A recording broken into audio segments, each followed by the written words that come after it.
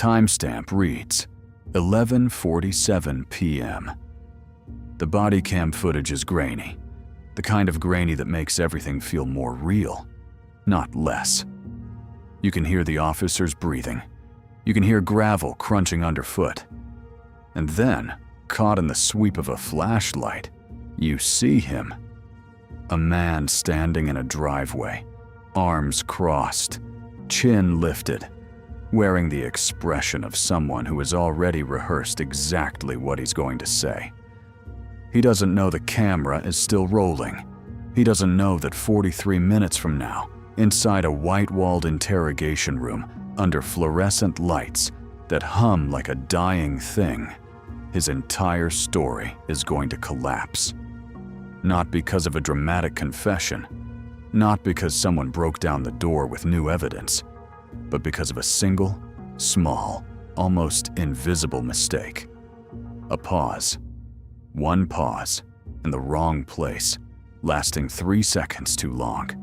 That's all it took. Welcome back. If you're new here, this channel is about one thing: understanding how the truth actually surfaces. Not the Hollywood version, not the pounding fists on tables, not the tearful breakdown at minute 45. The real version. The boring, methodical, psychologically intricate version that plays out in real interrogation rooms, on real body cam footage, in real courtrooms, and is, somehow, far more riveting than anything a screenwriter could invent. Today, we're going deep. We're going to walk through the anatomy of a lie, from the first contact on that driveway, through the interrogation room, all the way to the courtroom. We're going to look at body language, verbal cues, the specific techniques investigators use to build pressure without raising their voice. And we're going to understand why the evidence, when it finally lands so hard. Buckle in. This one is long. This one is worth it. What the body cam sees that you don't. Most people, when they watch body cam footage, watch it the way they'd watch a movie. They follow the action. They look at where the officer is pointing, what's happening in the center of the frame. Investigators watch the edges. They watch the hands. They watch the feet. They watch what happens in the half second before someone speaks. Because that half second, that micro moment of preparation, tells you more than the words that follow. In this case, let's call our subject Marcus. That's not his real name. The details here are drawn from a composite of real, documented cases. Interrogation transcripts, body cam footage analyses published by law enforcement training organizations, and behavioral science research. The patterns are real. The psychology is real. When the officer first approached Marcus on that driveway, Marcus did something that any trained observer would flag immediately. He stepped forward. Now, that sounds like nothing. But think about it. Most people, when a police officer approaches them at night with a flashlight, step back. It's instinct. The light is in your face. The authority is approaching. Your body creates distance. It's a threat response reflex so deeply wired that most people don't even notice they're doing it. Marcus stepped forward. That's called a dominance display. And the reason it matters isn't because it proves guilt. It doesn't prove anything on its own. It matters because it tells you about the subject's internal state. Marcus wasn't afraid. Or more precisely, Marcus was afraid. But he had decided that the best strategy was to perform the absence of fear. He was managing his presentation. He was acting. And the moment you're acting, you're spending cognitive resources on the performance. And the moment you're spending cognitive resources on the performance, you have fewer resources available for consistency. That's the engine that drives almost every unraveling you've ever seen in an interrogation room. Not the big dramatic reveal, the slow, grinding cognitive exhaustion of maintaining a false story under sustained, intelligent pressure. The handshake that wasn't the officer asked Marcus a routine question. "Sir, can you tell me where you've been this evening?" Marcus answered immediately. Too immediately. He launched into a detailed, fluent, almost rehearsed-sounding account of his evening. The restaurant he'd visited, the name of the server, the specific dish he'd ordered, the time he'd left, the route he'd taken home. Here's what that tells an investigator. Truthful accounts tend to be reconstructive. When you ask someone where they were last Tuesday evening, they typically pause. They search. They might say, let me think. I think I was at, the Italian place on 5th with my girlfriend. They're rebuilding a memory in real time, and that process looks and sounds like reconstruction. False accounts tend to be retrieved. They've been preloaded. They come out smoothly, with unusual completeness, because they've been rehearsed. The specificity isn't a sign of truth. It's a sign of preparation. Marcus named the restaurant, the server, the dish, and the route without a single without a single pause to think, without any of the natural friction of genuine memory retrieval. The officer wrote that down. He didn't say anything about it. He didn't push back. He just wrote it down, nodded, and asked one more question. "And roughly what time did you get home?" Marcus said. "Around 10:30. Maybe 10:45. The officer nodded again. He didn't mention that a neighbor's security camera had already captured Marcus's car arriving home at 11:19 p.m. He filed that away. The gap, 34 minutes, maybe 39 minutes, would become relevant very soon. The architecture of pressure. There's a reason interrogation rooms look the way they do. Small, institutional, usually a table bolted to the floor, 2 or 3 chairs, a camera mounted in the upper corner. No windows. Fluorescent lighting that doesn't quite match the frequency of natural light. Something about it makes people feel slightly, indefinably wrong, like jet lag in a room. None of that is accidental. The environment is designed to remove the subject's sense of control over their surroundings. Outside, you can choose where to stand, where to look, whether to walk away. In the interrogation room, you can't change the lighting. You can't open a window. You can't put distance between yourself and the person across the table. Every variable is controlled by someone else. And then they make you wait. Marcus waited for 22 minutes before the detective entered the room. 22 minutes of nothing. No phone, no book, no stimulation. Just the camera in the corner and the hum of the fluorescent lights. Those 22 minutes weren't wasted time. They were working. When you're left alone in an environment you can't control, with nothing to occupy your mind, your anxiety builds. And anxiety, real, sustained anxiety, is cognitively expensive. By the time the detective walked in, Marcus had already spent 22 minutes burning through his mental reserves. The detective's opening move. Detective Reyes, again composite, came in carrying a coffee and a thin manila folder. She set the coffee down on her side of the table. She didn't offer Marcus one. She didn't apologize for being late. She sat down, opened the folder, looked at something inside it for about 15 seconds without speaking, and then closed it and looked up at Marcus with an expression of complete, uncomplicated calm. "Marcus," she said, "I appreciate you coming in. I just want to have a conversation." and then she waited.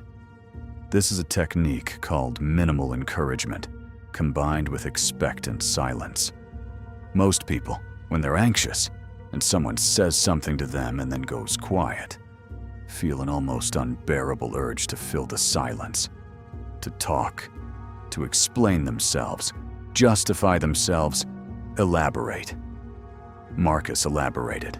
He restated his alibi, unprompted, in almost exactly the same words he'd used on the driveway. Same restaurant, same server, same dish, same route. Detective Reyes wrote something down. "That's great," she said. "Really helpful. Let me just ask you a few questions to make sure I have this right." And then she started from the beginning. The Reed technique and its evolution. For decades, the dominant interrogation methodology in American law enforcement was something called the Reed technique, developed in the 1950s by John Reed, a former Chicago police officer and polygraph examiner.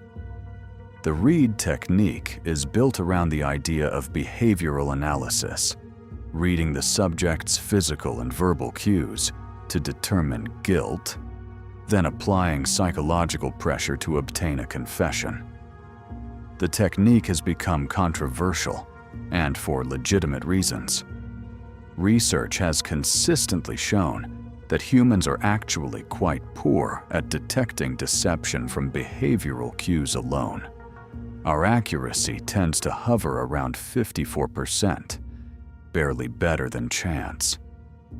The Reed technique's emphasis on behavioral tells has contributed to false confessions, particularly among vulnerable populations, and has been criticized by behavioral scientists and legal scholars. Modern interrogation increasingly moves toward what's called the PEACE model: preparation and planning, engage and explain, account, closure, evaluate. Or the cognitive interview approach, methodologies that are less confrontational, more focused on information gathering, and statistically more likely to produce reliable results. But here's what both approaches share. They are built around the same fundamental insight. Lies are cognitively expensive. The truth is not. When you're telling the truth, your story doesn't require maintenance.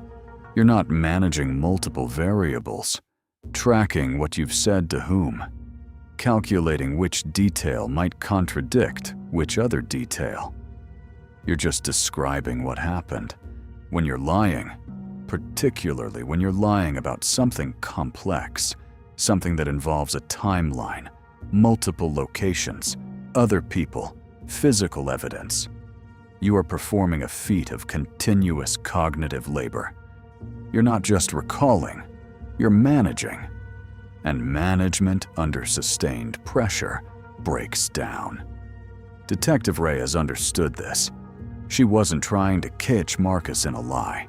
She was trying to exhaust the lie. The 47 questions over the next 90 minutes, Detective Reyes asked Marcus the same questions, in different orders, with different framings, 47 times. Not 47 different questions. The same questions, returned to again and again from different angles. You mentioned you left the restaurant around 10. Was it closer to 10 or 10:15? Later. The server. Was it a man or a woman? Later still. You took Jefferson Street home? Not the highway? And here's what happened. Marcus's story, which had started out smooth and fluent and rehearsed, began to develop microscopic inconsistencies. Not lies he was caught in, not contradictions he could be confronted with. Not yet. Just tiny variations. The server had been a woman. Now he wasn't sure. He'd left at 10, then 10:15, then around 10, maybe a little after. The route home shifted slightly. Each variation was individually explainable. Memory is imperfect. People misremember details. None of this proved anything. But Detective Reyes was building a map. She was charting the geography of the story, figuring out which part stayed consistent, the core narrative, the key claims that Marcus needed to hold on to, and which parts shifted, the peripheral details that he hadn't bothered to nail down because he didn't realize they'd matter. The core narrative stayed locked. Marcus had been at the restaurant, had come home around 10:30, had been home the rest of the night. The periphery drifted. That drift told her where the truth was and where the story was.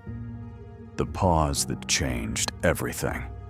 At minute 73 of the interrogation, Detective Reyes did something unexpected. She closed her folder, leaned back in her chair, and smiled.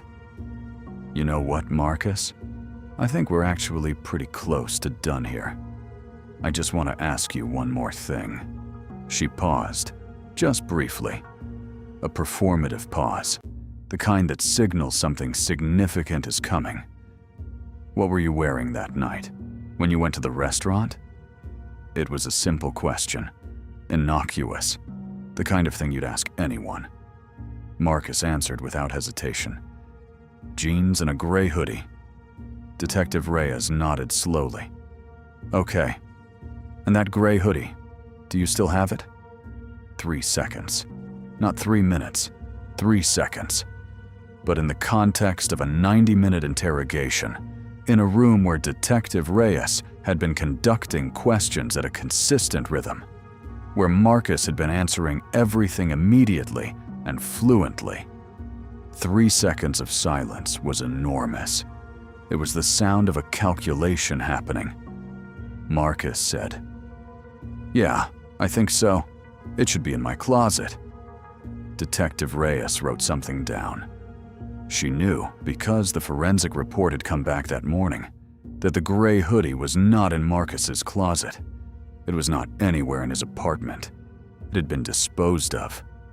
And on the driveway of the property where the incident had occurred, investigators had found 2 fibers, gray cotton, consistent with a hooded sweatshirt, that had no innocent explanation. Marcus didn't know they had that. He didn't know about the fibers. He'd answered the question about the hoodie because he'd decided, in those 3 seconds, that claiming it existed was safer than claiming it didn't. He was wrong. And that 3-second pause was on camera.